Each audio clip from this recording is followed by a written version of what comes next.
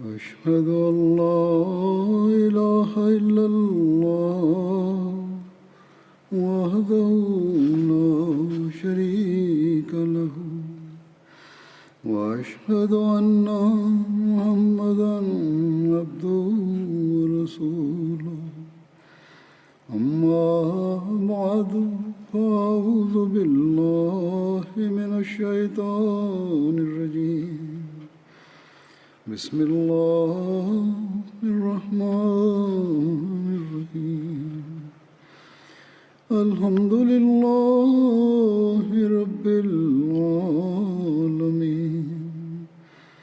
الرحمن الرحيم مالك يوم الدين إياك نعبد وإياك نستعين اهدنا الصراط المستقيم صراط الذين أنعمت عليهم غير المغضوب عليهم ولا الضالين.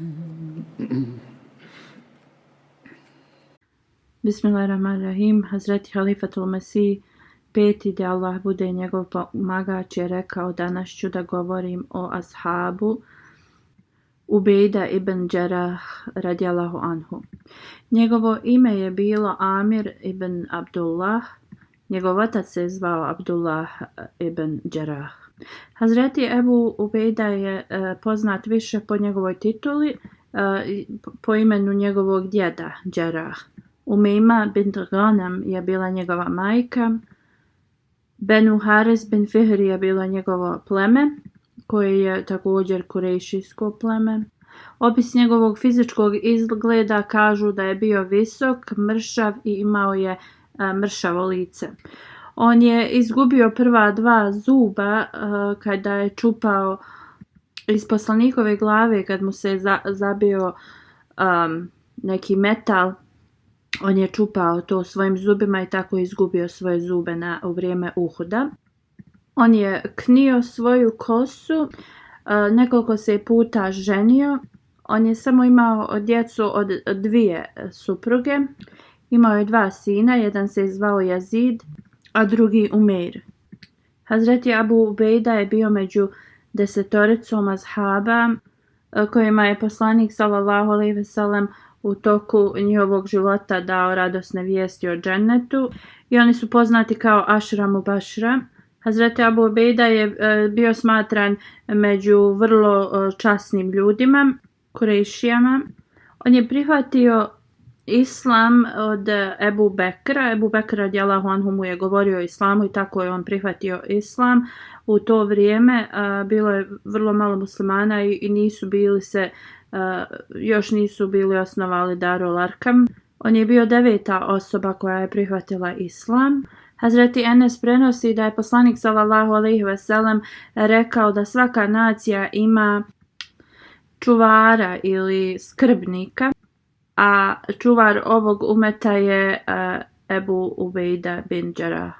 Prema hadisima iz Buharija i Muslima, ljudi iz Nadžran, dok u drugim se prenosi da su ljudi iz Jemena došli kod poslanika sallallahu alejhi ve sellem.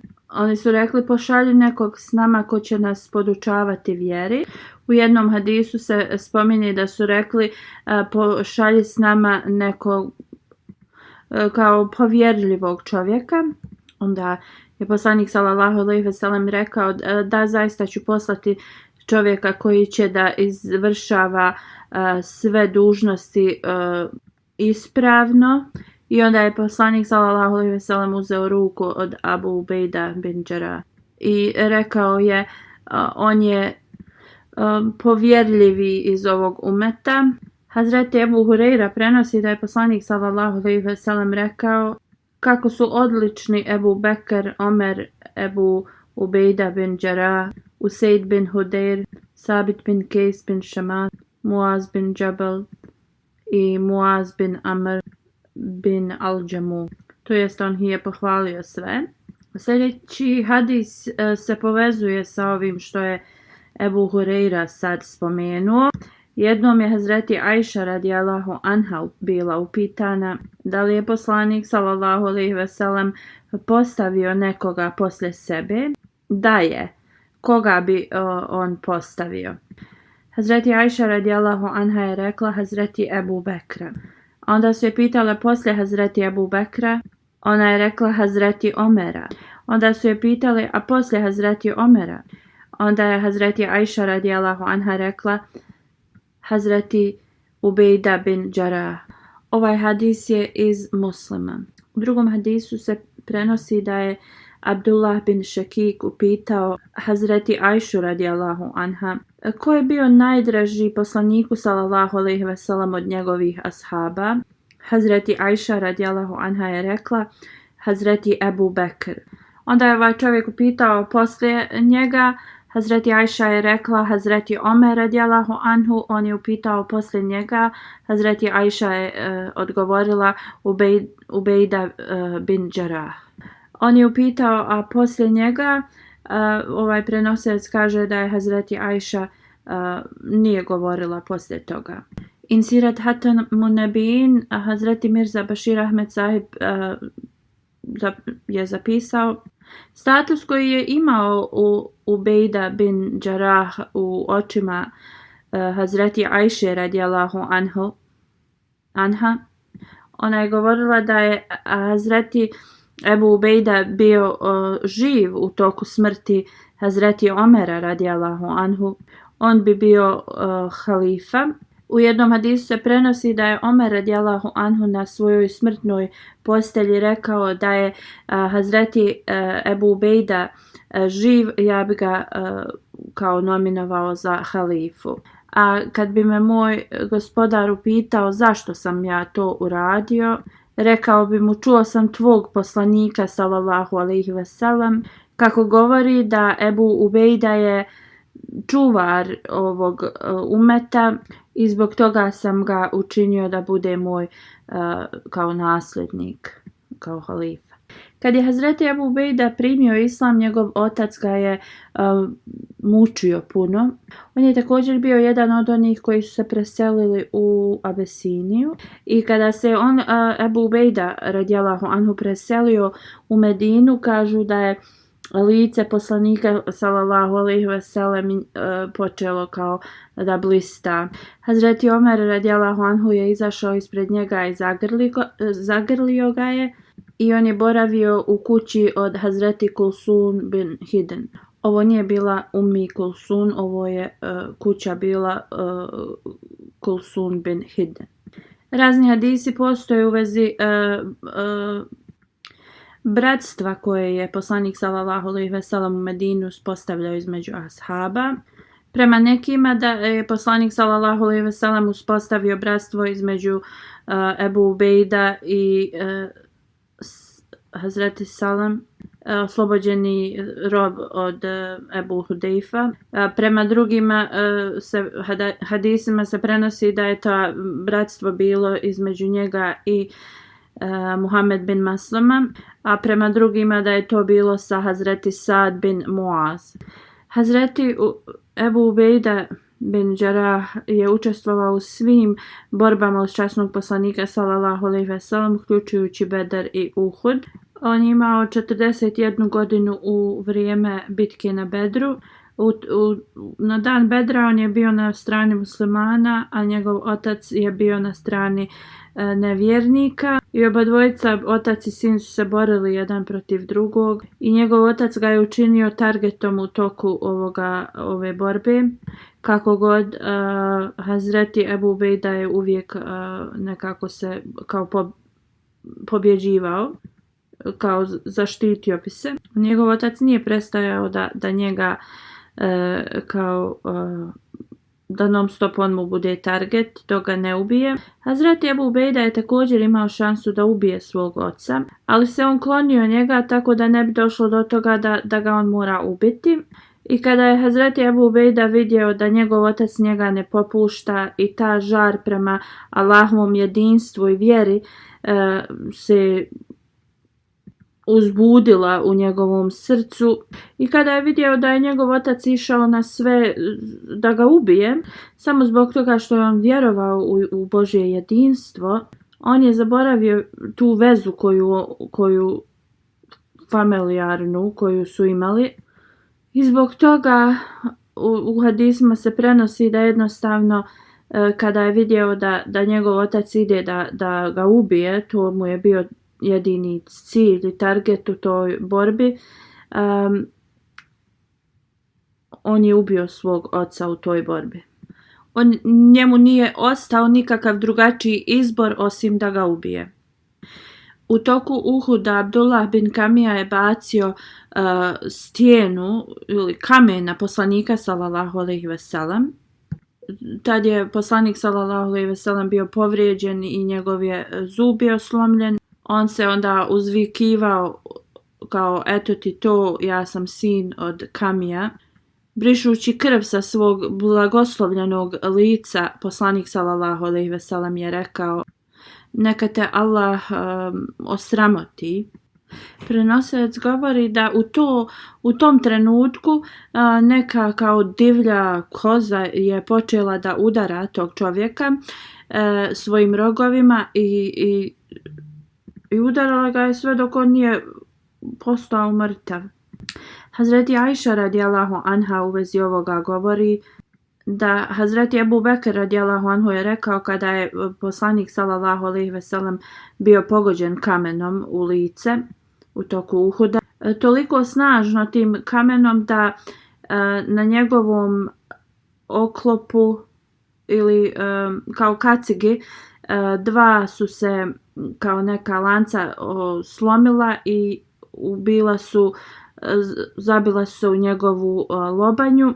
Hazreti Ebu Bekr je rekao: ja sam trčao prema poslaniku sallallahu alejhi ve sellem, ali sam vidio da neko druga osoba tako brzo kao da leti prema poslaniku, prije njega je stigao.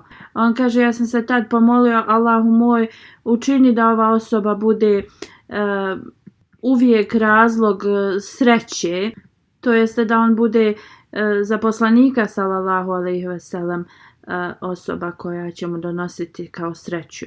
Kad smo stigli do poslanika sallallahu alejhi ve sellem, Ebu Bekr govori da vidio sam da je to bio Ebu Ubejda bin Đerah. On mi je rekao: o Ebu Bekre, u ime Allaha dozvoli mi da ja iščupam ove kao ta dva kruga metalna što su se zabola u poslanikovu glavu. Ebu Bekr kaže: ja sam mu to dozvolio. On je uzeo između sa svojim zubima to i vukao je toliko jako da kada je iščupao, pao je na svoje leđa. Toliko su bili duboko u poslanikovoj vilici da je on iščupao, vukući tako iščupao je svoj jedan zub. Onda je povukao i drugo to da mu je i drugi zub prednji ispao. Hazreti Ebu Ubejda bin Đerah je bio jedan od ashaba koji su ostali uz poslanika sallallahu alejhi ve sellem u toku bitke na Uhudu kad su drugi pobjegli. U Zulkada u 6. posle hidžre, kada je na Hudejbiji se sklapao ugovor, 2 kopije su napravljene ovog ugovora i izdvojeni visoki ljudi s obje strane su se potpisali. Od svjedoka na muslimanskoj strani bio je Hazreti Ebu Bekr, Hazreti Omer, Hazreti Osman, Hazreti Abdurrahman bin Auf, Hazreti Sad bin Abi Vakas i Hazreti Ebu Ubejda bin Đerah. Časni poslanik sallallahu alejhi ve sellem je slao Ebu Ubejda na mnoge ekspedicije ili borbe. Poslat je na ekspediciju Zulkasa u Rabiul Ahir u 7. posle hidžre. U vezi ovoga Hazreti Mirza Bashir Ahmed Sahib piše u Sirat Hatamu Nebijin: u mjesecu Rabiul Ahir poslanik sallallahu alejhi ve sellem je poslao Muhammed bin Maslama Ensariju u Zulkasa. To mjesto je udaljeno 24 milje od Medine i Benu Salba pleme je tu boravilo. Kad je Hazreti Muhammed bin Maslama i još 10 ashaba stiglo tu, bila je noć, Tu su bili 100 tih ljudi iz plemena spremni za borbu. Znači njih je bilo 10 puta više nego ovih ashaba. Hazreti Muhammed bin Maslama je poredao ovu 10 ispred ove armije. Oni su ispaljivali na njih strijele i nije dugo vremena prošlo da su svi ovi vjernici su izgubili svoje živote zbog toga što oni nisu došli tu da se bore. Da je to bio njihov cilj, oni bi naravna stvar poveli veći broj ashaba. Svi ovi ashabi koji su došli uz Muhameda bin Maslama su postali šehidi, on je preživio. Ti nevjernici su ga ostavili tu sa ovim drugim ashabima jer su mislili da je i on bio mrtav i oni su skinuli njihovu odjeću s njih. Možda bi on tu preminuo s njima, ali neki musliman je tu prolazio i prepoznao ga je i on ga je doveo u... neki musliman je prolazio tuda i doveo ga je u Medinu. Kad je poslanik sallallahu alejhi ve sellem bio informisan u vezi ovog događaja, on je poslao Hazreti Ebu Ubejda bin Đarah, koji je bio Kurejšija i koji je bio vrlo častan čovjek i on je bio poslan da jednostavno traži kao pravdu za ovo što se je desilo i također su još bili saznali da su ovo pleme je kao planiralo da napadne okolinu Medine i onda je poslanik sallallahu alejhi ve sellem poslao Hazreti Ebu Ubejda sa 40 ljudi. Časni poslanik sallallahu alejhi ve sellem im je rekao da oni putuju po noći i da tu stignu kao ujutro će stići. Ebu Ubejda je tu stigao u vrijeme sabaha. Neprijatelji su bili iznenađeni sa ovim i oni su se razbježali, pobjegli su u planine. Ebu Ubejda je uzeo ratni plijen i vratio se u Medinu. Ova ekspedicija je poslata zbog pravde ili jednostavno da budu ovi ljudi kažnjeni šta su za njihovo zlo. Druga ekspedicija se zvala Zatul Salasa. Razlog zašto se ovo ovako zvalo jeste da su ti nevjernici se svezali jedan za drugog tako da ne mogu bježati. To je kao bila njihova taktika. A također još jedno ime zbog čega se to zvalo tako je kao bilo je neki izvor koji se zvao As-Salsal. Neki smatraju da se ovo desilo u 8. a neki u 7. godini posle hidžre, kada je poslanik sallallahu alejhi ve sellem dobio vijesti da ljudi iz ovog plemena su planirali da napadnu Medinu i poslanik sallallahu alejhi ve sellem je tad poslao 300 ashaba i pod komandom Amar bin Alasa. Ovo mjesto se nalazilo 10 dana udaljeno od Medine. 10 dana se putovalo do tog mjesta. Kad je Amar bin Alas stigao u to mjesto od tog plemena, poslao je poruku poslaniku sallallahu alejhi ve sellem da su neprijatelji bili velikog broja i da im je potrebna pomoć. Čim je ovo dobio poslanik sallallahu alejhi ve sellem, poslao je još 200 ensarija i muhadžira pod komandom Ebu Ubejda bin Đarah. I poslanik sallallahu alejhi ve sellem je rekao da se sastave sa prvom vojskom koju je poslao i da se uopšte ne razilaze u mišljenju, šta god jedni odluče da to urade zajedno.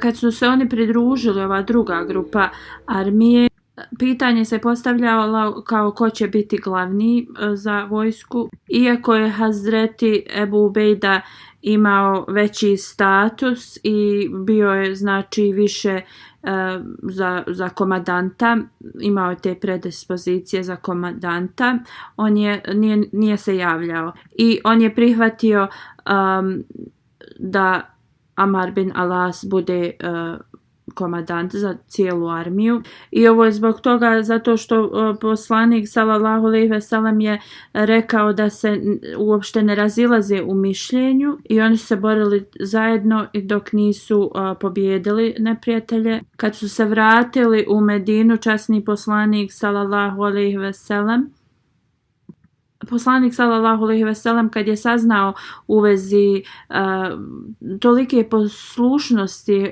Hazreti Ebu Ubejda radijallahu anhu, tada je poslanik rekao neka je Allahova milost na Ebu Ubejda, jer je on pokazao takav standard i stepen poslušnosti. Onda Siful Bahr ekspedicija koja se zvala Seraja, ali to su ti pokreti u kojima poslanik sallallahu alejhi ve sellem nije učestvovao. Ovo je bilo u 8. poslije hidžre na obali mora i poznata je kao Džejš al-Habad. Objašnjenje za ovo jeste za ovo ime ove ekspedicije jeste zbog toga što nije bilo hrane, ashabi su morali jesti lišće sa drveta koje se zvalo habat.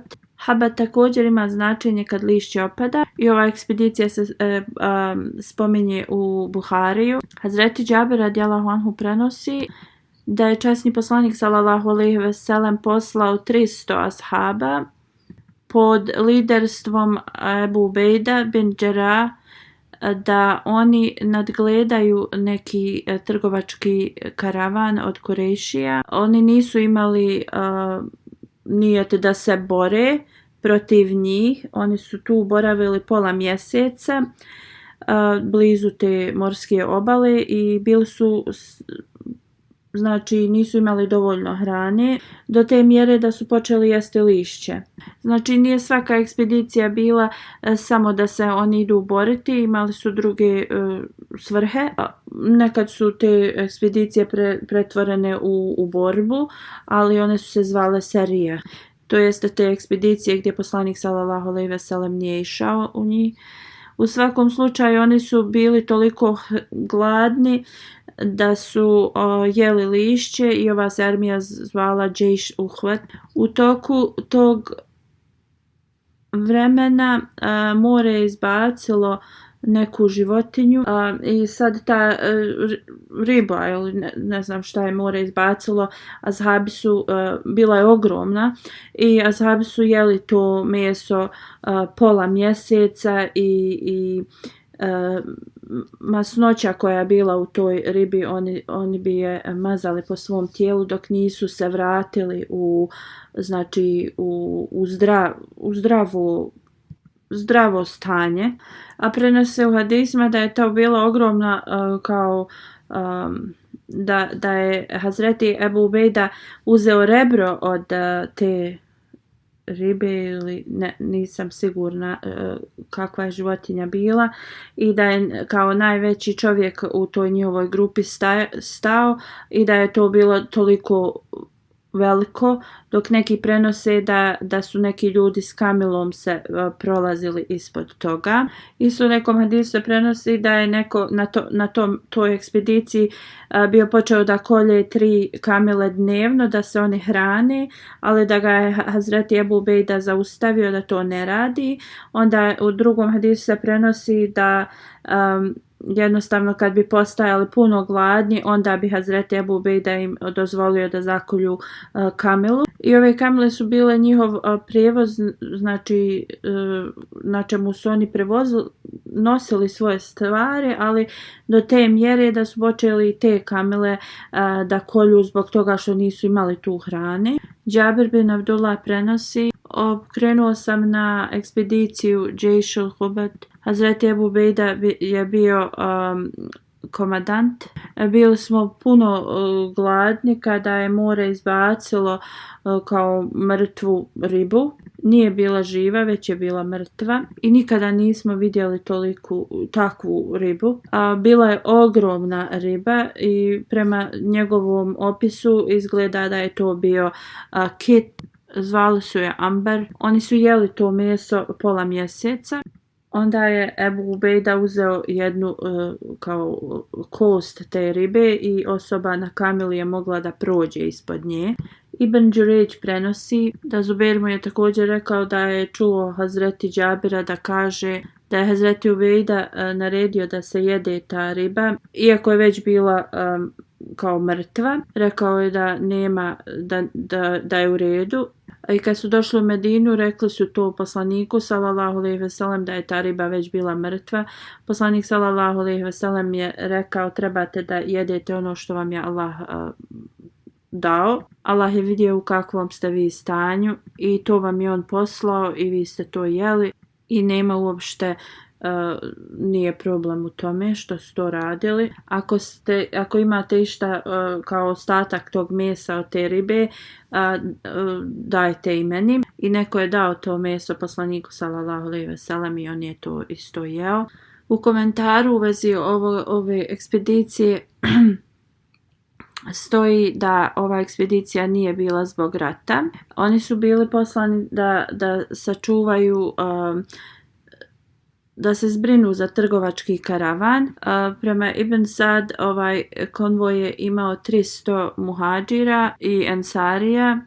Hazreti Ebu Ubejda bin Džerah je bio njihov komandant i ova se ekspedicija zove Siful Bahar. Put na kojem je bio za ove karavane blizu Crvenog mora i oni su se tu zaustavili, kao kampovali su. I zbog toga ova ekspedicija se zove Siful Bahar. Sif znači obala. Ibn Sad je ovo ukratko spomenuo pod naslovom Serijetul Habad. A Habad znači lišće. I oni su bili primorani da jedu lišće. Ibn Sad spominje da je ova ekspedicija bila u Redžepu u 8. poslije hidžre. To je bilo vrijeme Hudna i to je vrijeme bilo poslije ugovora na Hudejbiji. Ova armija je bila poslata tu da bi sačuvali kurejšijski karavan koji je prolazio zbog toga što su bili pod ugovorom i da ne bi bilo nekih kao izgovora poslije ili prekida toga ugovora. Zbog toga su muslimani otišli da bi obezbijedili prolaz i sve tom karavanu i da oni ne bi imali šansu i da kažu da su i muslimani kao napali i da oni prekinu taj ugovor. Prema Ibn Sadu on govori da je ova bilo udaljeno 5 dana hoda od Medine. Kao što sam spomenuo, ova ekspedicija nije poslana da se bore. Ovo je bila ekspedicija da oni zaštite ovaj nevjernički karavan. I ovo je znači trud koji je bio uložen sa strane muslimana da bi samo zaštitili mir. Znači oni su štitili i neprijatelje zbog toga što su imali ugovor i nisu željeli da u bilo kojem slučaju ugovor bude prekinut. U svakom slučaju ovo je bilo Allahovom voljom da su nevjernici prekinuli ovaj ugovor i ovo je jednostavno taj prekid tog ugovora doveo do pobjede nad Mekom. Hazreti Ebu Hureyra radijallahu anhu prenosi da na dan pobjede nad Mekom poslanik sallallahu alejhi ve sellem je došao i poslanik je postavio Hazreti Zubeir i Halid bin Velid da nadgledaju armiju i da su oni kao komandanti. Hazreti Ebu Ubejda je isto bio postavljen za jedan dio armije i da nadgleda one koji dolaze kroz usku dolinu, taj prolaz tu. Poslanik sallallahu alejhi ve sellem je imao ugovor sa ljudima iz Bahrein, ali uslov je bio da oni plaćaju džiziju, a Ala bin Hadrami je bio postavljen kao emir tog mjesta je bio postavljen i poslanik ga je poslao da prikupi džiziju.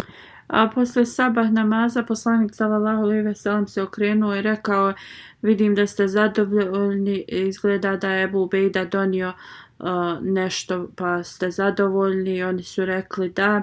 Poslanik sallallahu alejhi ve sellem je tad rekao: ja sam zabrinut da jednostavno ljudi ne budu se kao predali tome samo da kao postizanju tog bogatstva i tako to slično i to bi mogao da bude razlog propasti ljudi. Znači poslanik sallallahu alejhi ve sellem se nije brinuo da bi ovi ljudi mogli postati još kao više siromašniji.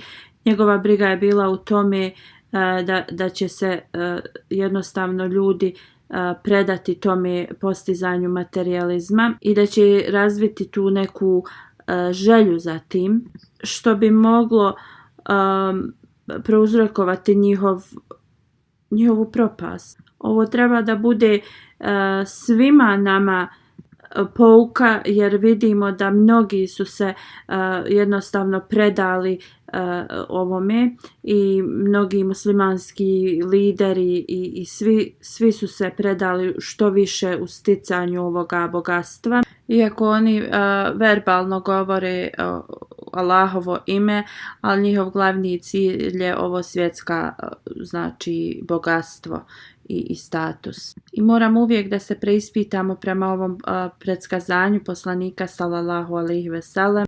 Zaista nama će biti data bogatstvo, ali to ne treba uopšte da nam jednostavno da nas učini da zaboravljamo na svoju vjeru i dužnosti svoje.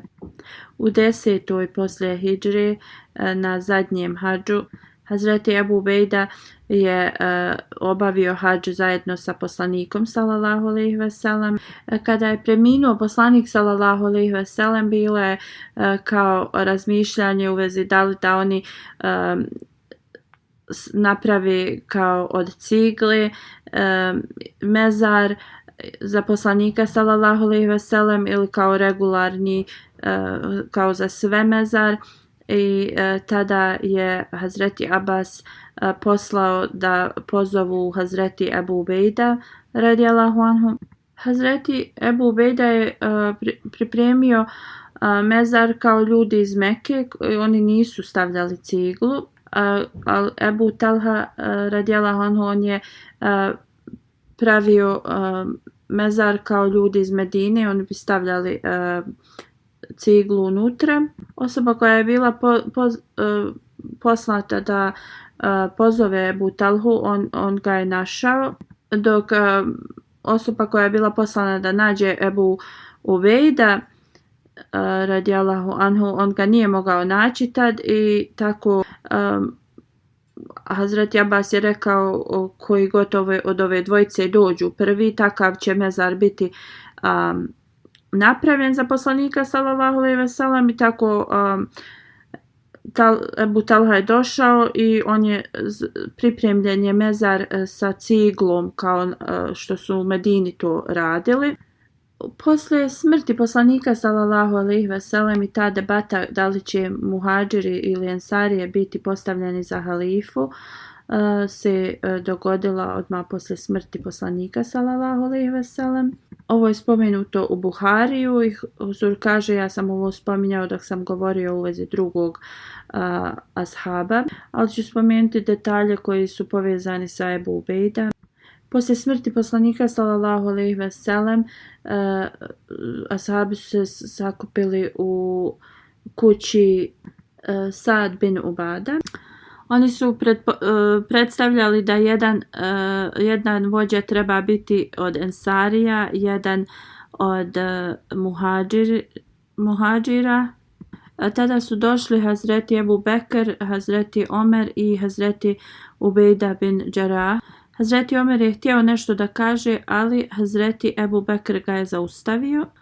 Hazreti Omer govori da jedino što sam ja htio da kažem je tada, jer je on već bio pripremio neki govor i jedino zbog čega je on to pripremio jeste zato što je mislio da Hazreti Ebu Bekr neće moći nešto da kaže. Kako god, Hazreti Ebu Bekr je održao svoj govor na tako prelijep način koji je bio bolji od bilo kojeg drugog govora. Hazreti Ebu Bekr je rekao, mi muhađiri smo emir, to jeste kao vođe, a vi ensarije ste veziri. Hazreti Ebu Hubab bin Munzir je rekao, zasigurno ne, mi nećemo ovo dozvoliti da se desi. Treba da ima jedan vođa od vas i jedan vođa od nas. Ebu Bekr radijallahu anhu je rekao ne, mi smo amiri, a vi ste veziri. Kurešije su uvijek imali najveći status među Arapima. Onda je Hazreti Ebu Bekr predložio ime od Hazreti Omera i od Hazreti Ubejda bin Đerah i rekao je da oni trebaju da izaberu bilo koju od ove dvojice za halifu i da im se da bejat. Hazreti Omer radijallahu anhu je rekao ne, mi ćemo jedino uzeti tvoj bejat, to jeste od Hazreti Ebu Bekra radijallahu anhu. Jer ti si naš vođa i ti si najbolji od nas. I ti si najvoljeniji od bio poslaniku sallallahu alejhi ve sellem. Od svih nas. Kad je ovo rekao, Hazreti Omer radijallahu anhu je uzeo ruku od Ebu Bekra radijallahu anhu i dao je bejat. Onda svi ostali su ga zaslijedili poslije njega i dali su bejat Hazreti, to jeste zakletvu Hazreti Ebu Bekru radijallahu anhu. U svakom slučaju ovo je bio kakav je status imao Hazreti Ebu Ubejda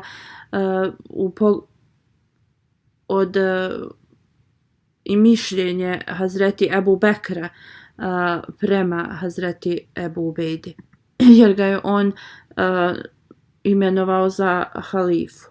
Slično kao što sam spomenuo ranije da je Hazreti Omer radijallahu anhu rekao da je sada živ Ebu Ubejda, ja bi ga postavio, ne postavio, ali bi njegovo ime naveo za sljedećeg halifu. Jer prema riječima poslanika sallallahu alejhi ve sellem on je bio čuvar ovog ummeta. Kad je debata u vezi izbora halife bila počela, Hazreti Ebu Ubejda se obratio Ensarijama.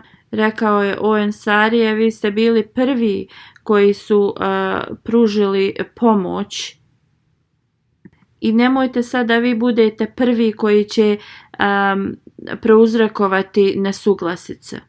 Kada je Ebu Bekr radijallahu anhu postao halifa, on je dao Ebu Ubejda bin Đerah da nadgleda Bejtul Mal, blagajnu. U 13. posle hidžre, kada je Ebu Bekr radijallahu anhu poslao vojsku u Siriju, on je postavio Ebu Ubejda kao komandanta.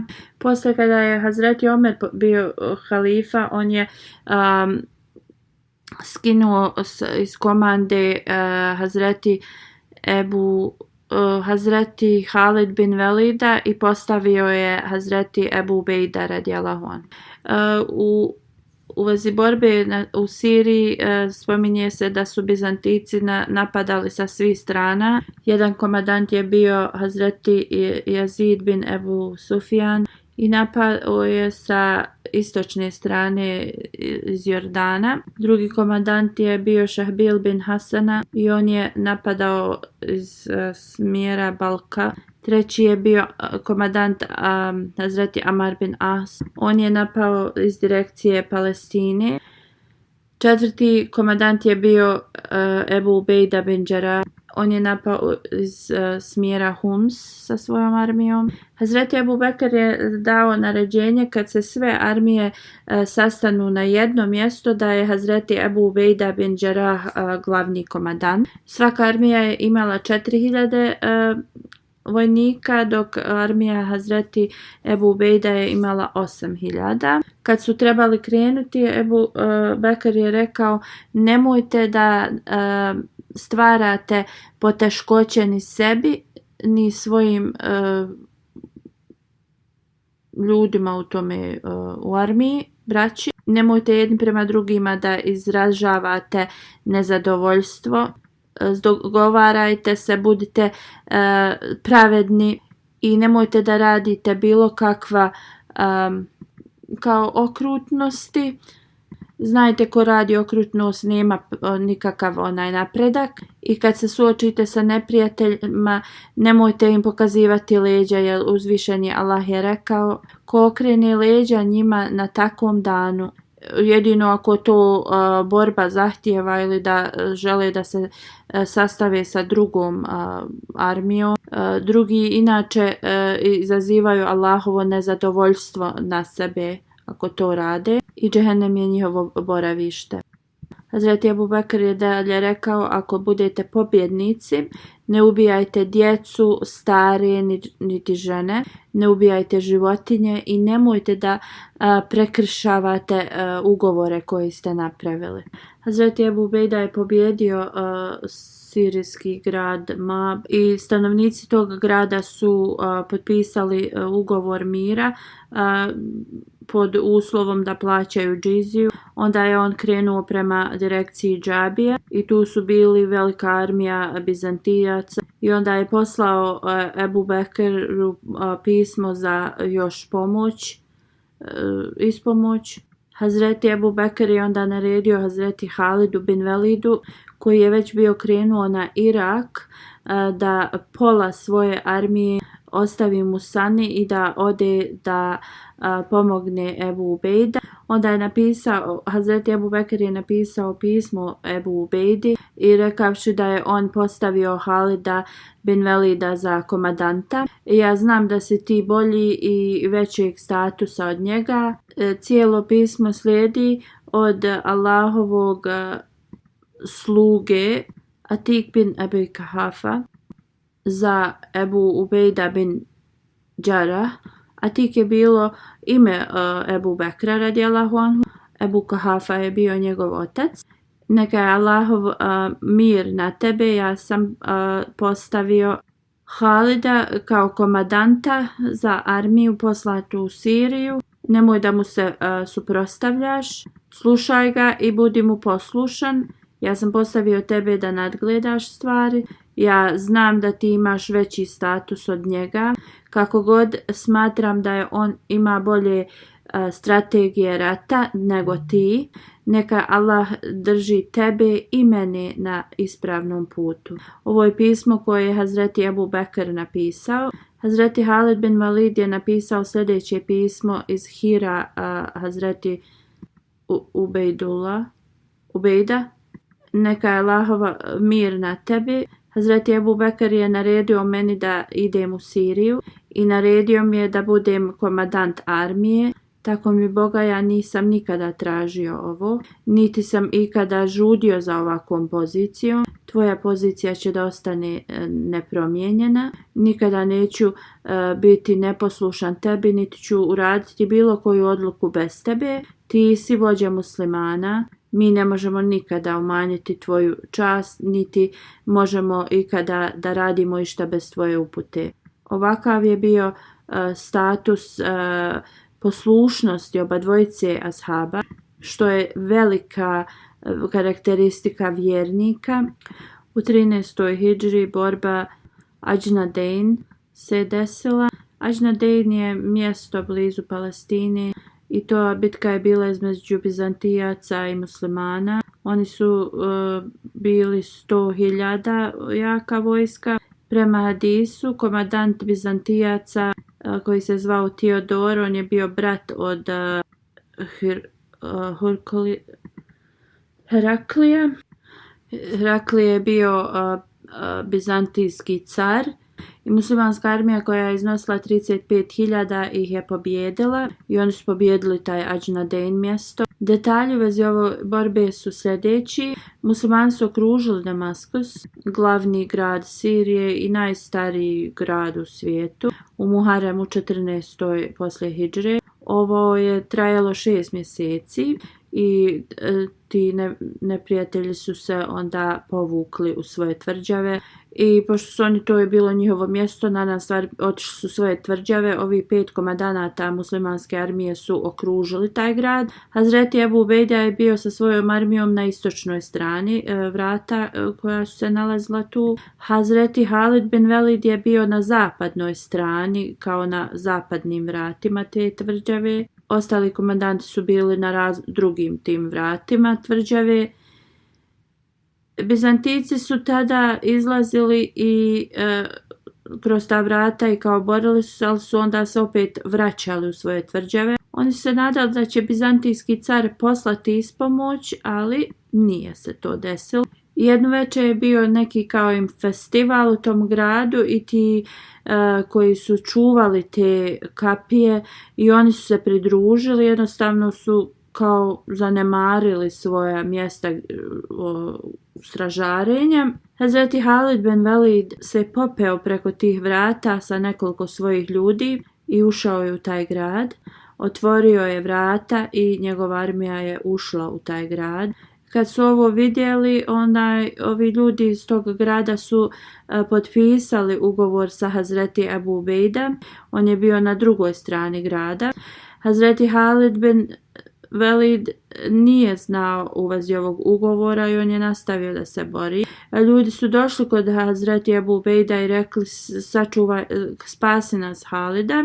Oni su se onda, ova dvojica komandanata se sreli u sred grada i kad su se sreli onda je također Hazreti Halid bin Velid bio potpisao ugovor. Bitka Fehl je grad u Siriji. Kad su pobjedili Damaskus, muslimani su nastavili dalje. Saznali su da Bizantici su bili u Fehan gradu i da su se oni spremali da napadnu muslimane. Muslimani su stavili svoj kamp u Fehl. Bizantici su poslali izaslanika Hazreti Ebu Ubejd. Oni su željeli da potpišu ugovor mira. Kada je došao kod muslimana, vidio je da i komandanti i svi ostali su sjede kao zajedno i nema nikakvih tih razlika među njima i onda je on morao da upita nekoga ko je komandant armije. Oni su pokazali na jednog vrlo skromnog čovjeka koji je sjedio na zemlji. Ovaj njihov izaslanik je došao i rekao: da li si ti komandant armije? Hazreti Ebu Ubejda je rekao da.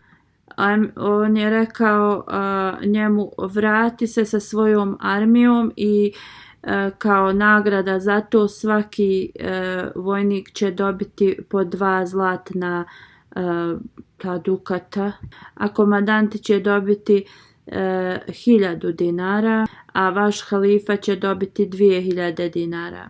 Hazreti Ebu Ubejda je rekao: ne želim da to prihvatim, mi nismo ovdje da skupljamo pare ili bilo kakvo bogatstvo. Mi smo ovdje došli da širimo Božju riječ. Ovaj Bizantijac je otišao, ali je kao prijetio muslimanima. Kada je vidio ponašanje ovog izaslanika od Bizantijaca, Hazreti Ebu Ubejda je rekao da se armija spremi.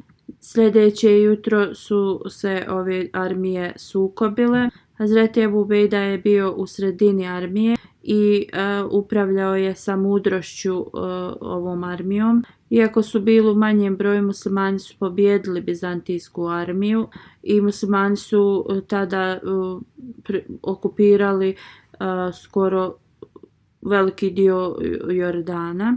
Poslije ove pobjede Hazreti Ebu Ubejda se krenuo prema Hums. To je bio jedan stari grad Sirije i to je bio vrlo važan grad politički i prema strategijama također. Prošli su Balbek, stari grad u Lebanonu, koji je udaljen 3 dana putovanja od Damaskusa. To je stari grad i tu se kao obožavao neki idol Baal. Umjesto da se bore protiv Ebu Ubejda, ti građani toga mjesta su željeli da potpišu ugovor mira. Oni su pristali, ali pod uslovom da oni plaćaju džiziju. Ebu Ubejda nije se borio protiv njih i džizija je bila prihvaćena. Bilo im je dozvoljeno da oni i dalje prate svoju religiju. Hazreti Ebu Ubejda se vratio u Hums. On je okružio taj grad. Hazreti Halid bin Velid je također bio sa njim. Ovi ljudi su se spremali za rat protiv muslimana jer su mislili da će im bizantijski car poslati kao pomoć, ali kad se to nije desilo, onda su i oni također tražili da potpišu ugovor mira. Što su muslimani prihvatili i znači njihovi životi, njihove imovina, sve je bilo znači pod tim ugovorom zaštićeno. Njihova mjesta obožavanja su bila zaštićena. Oni su nastavili da prate svoju religiju. i oni su samo trebali da plaćaju tu džiziju i harač, što je ta bila neka taksa. Pobjeda Lazikija. Posle ovoga muslimani su krenuli prema Lazikija, također grad u Siriji koji je na obali. Ovaj grad je bio dosta pripremljen, imali su tvrđavu, imali su veliki iznos kao pšenice, nisu se bojali gladi, ali Hazreti Ebu Ubejda je imao drugu strategiju u osvajanju ovog grada. Navečer on je naredio da po noći iskopaju veliki kanal i da se taj kanal naspe kao trava na to. Izutra je kao naredio da se vraćaju u Hams i to je izgledalo kao da oni napuštaju to mjesto. Kada su vidjeli kao da se oni povlače, ovi su ljudi iz tog grada kao slavili i otvorili su svoje kapije grada. Hazreti Ebu Ubejda se vratio navečer sa svojom armijom i sakrili se u tim tunelima, u tim kanalima koji su oni iskopali. Izutra kad su se kapije grada otvorile, oni su iznenadni napad izvršili i tako su pobjedili taj grad. Huzur kaže, ostaje još detalja u vezi ovoga ashaba i ja ću da ih spomenem u budućnosti. Huzur kaže, ovih dana molite se puno za muslimane u Pakistanu, da ih Allah sačuva od spletki ovih molvi tamo i političara. Ponovo se kao ima jedan val ovih opozicije ponovo u Pakistanu, ovi koji su postavljeni da stavljaju zakon, oni ne samo da ne zamarljuju to, oni jednostavno potpuno ne provode zakon, a ovi ljudi znači prate tako šta god ovi kao ti islamski učenjaci tu im nalažu. Oni misle da će ih ovo politički ojačati ako budu pratili ova naređenja. Ovo je totalno neznanje njihovo. Dobro zapamtite da će ovo da bude uzrok njihovog pada. Mi smo prošli kroz ovakve poteškoće i ovakva iskušenja i prije i uz Allahovu pomoć proći ćemo kroz njih ponovo. Ako oni ne promijene njihova ponašanje i djela, zasigurno će naći svoju propast u tome. Ahmedi i muslimani trebaju da se puno mole da uzvišeni Allah otkloni ove poteškoće. Povećajte svoju vezu sa uzvišenim Allahom, posebno Ahmedi i muslimani u Pakistanu i ovi koji su se preselili iz Pakistana, tako da uzvišeni Allah nam podari svoju pomoć što prije i tako da Ahmedi i muslimani koji prolaze kroz ove poteškoće da i Allah sačuva.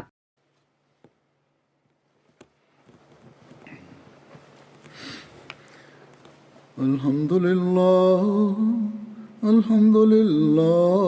nahmaduhu wa nasta'inuhu wa nastaghfiruhu wa nu'minu bihi wa natawakkalu alayhi wa na'udhu billahi min shururi anfusina wa min sayyiati a'malina.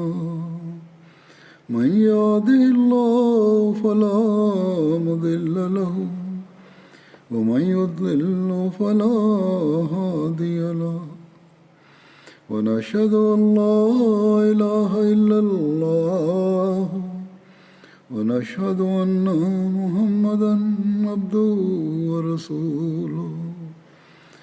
عباد الله رحمكم الله، إن الله يأمر بالعدل والإحسان وإيتاء ذي القربى وينهى عن الفحشاء والمنكر والبغي يعظكم لعلكم تذكرون اذكروا الله يذكركم وادعوه يستجب لكم ولذكر الله أكبر